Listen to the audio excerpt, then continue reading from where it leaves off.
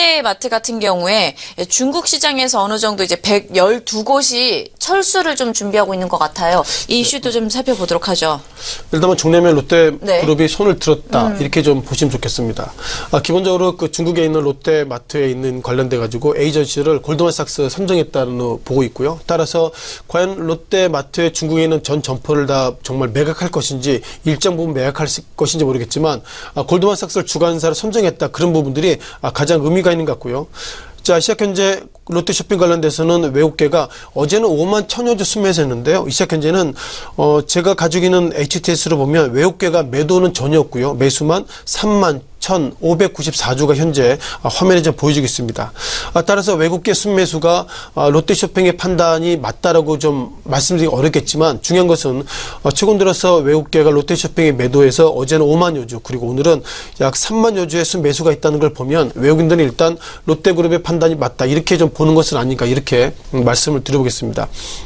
자, 2016년 2분기로 돌아가겠습니다. 2016년 2분기 때 롯데마트가 매출이 중국 매출이죠. 2,840억이고요. 이번 2분기 매출이 210억이기 때문에 이런 구조로 간다면 약 올 한 해 롯데마트의 그 상대적인 순손실이죠. 어떻게 보면 정확한 데이터가 아니라 그만큼 많이 벌어들여야 되는데 적게 벌어들였다 그런 관점으로 일단 올해 좀 1조까지 손실을 볼 것이다 그런 관점이 있어서 이쯤에서는 일단 롯데그룹이 좀 손을 들었다 보겠습니다. 그동안 롯데그룹의 주가가 계속 좀 어려움이 있었죠. 아시는 것처럼 최근 들어서 건설업종, 과거에는 건설업종의 주가가 하락했던 이유 중 하나가 건설업 그 계열사에서 계속 건설업의 주가에 대해서 계속 어떻게 보면 자금을 계속 지출하다 보니까 이러다가 결국 그룹 자체가 어려지는 것은 아닌가 이런 부분들이 건설업종이 있는데요. 이제는 뭐 잘 나가던 유통업종 그리고 건설업종 등이 그런 충격을 좀 받고 있습니다.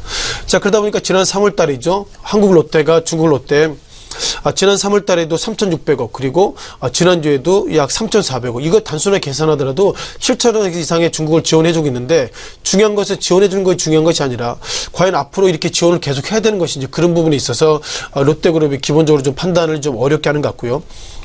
또한 정부가 그동안 이런 얘기가 있었습니다. 결국 그 사드 보복 관련돼서 중국이 문제가 있기 때문에 우리가 WTO 관련돼서 제소하겠다. 제소해서 중국의 사드 보복 관련돼서 우리가 좀 풀어주겠다 이런 얘기했는데 정부가 이게 공식적인 표현인 것 같습니다. 청와대의 입장은 뭐냐면 자, 북한과 미사일 도발, 발사 이런 것 때문에 문제가 많이 있기 때문에 중국과 협력을 위해서 WTO에 우리가 중국을 상대로 제소하지 않겠다 이런 얘기했습니다. 자, 그 말은 뭐냐면요. 이제 이 모든 핑계를 어떻게 보면 개인과 그리고 결국 해당 기업이 좀 져야 된다. 즉 국익을 위해서 여러분들 손해봐야 된다. 그런 의미를 일단 정부가 약간 틀어서 얘기하는 것 같고요. 따라서 어저께 아모레퍼시픽도 이런 종목들이 소폭 올랐습니다. 물론 외국계는 매도했지만 올랐던 이유가 자, 그러면 이렇게 결국 한국과 중국이 WTO 제소하지 않았다는 것은 중국과 그만큼 좀 관계가 좀 훈훈한 것은 아닌가 이런 좀 판단을 가질 것 같은데요. 예상보다 그럼에도 불구하고 북한발 리스크가 있기 때문에 이런 부분들이 좀 어려울 것 같습니다. 좀 정리 좀 해봐야 되겠는데요. 지금까지 중국발 어떤 흐름들 간단히 정리해봤습니다만 마지막에 정리는 사드 2기 그리고 사드 4기가 배치되는데요.